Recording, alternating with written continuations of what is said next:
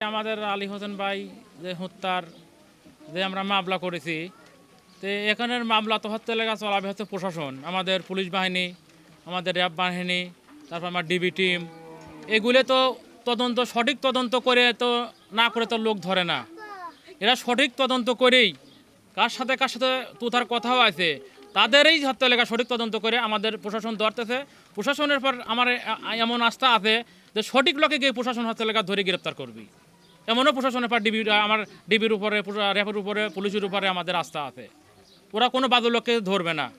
হ্যাঁ, আমাদের ওই সময় যে প্রধান আসামি ছিল আসলে তুতা, তা আসলে গ্রেপ্তার হয়েছিল না। সেই প্রতিবাদে আমরা ওখানে হত্যা মানববন্ধন হত্যা লেগা আমরা ডাকেছিলাম, সেই উপকূলে ডাকেছিলাম। তে আমরা পরে জানতে পারলাম প্রশাসনের দিক থেকে যে আসলেও যে যাদের গ্রেপ্তার করা হয়েছে, প্রশাসন সঠিক তদন্ত করিতে তাদের গ্রেপ্তার করতে নাকি না আমি আপনি গ্রেপ্তার করতে পারি। তার সাথে কার কার লিঙ্ক ছিল, কার কার কথা চলেছে, এগুলি আমি আর আপনাদের বাড়ি করতে পারি না, এগুলি প্রশাসনই বাড়ি করে। তাহলে সেইগুলি সঠিক তদন্ত করি প্রশাসন হস্তলেখা তাদের গ্রেপ্তার করতেছে। এইগুলি প্রশাসনের উপর আমার আস্থা আছে। এর সাথে যারা জড়িত আছে তাদেরকে ধরবি, তাদেরকে ধরে ফাঁসি তার দিবি। আসামিদের একটা পলায় চলে যায়, আসলে তো একটা টাইম লাগে, এটা সময় লাগে। সময় না দিলে তো প্রশাসন ধরতে পারবে না। আমরা যদি উচ্ছেদ করে এত বড় ঘটনা ঘটাইছে, প্রশাসন তো বড় ক্লিয়ার না হলে পরে তো ফোন টোন বন্ধ করে পলাবে না। এই কারণে প্রশাসনের আস্থা আছে, এদেরকে ধরবি, ধরে ফাঁসির আওতায় নেবে, এসপি স্যারের উপরে আমার আস্থা আছে।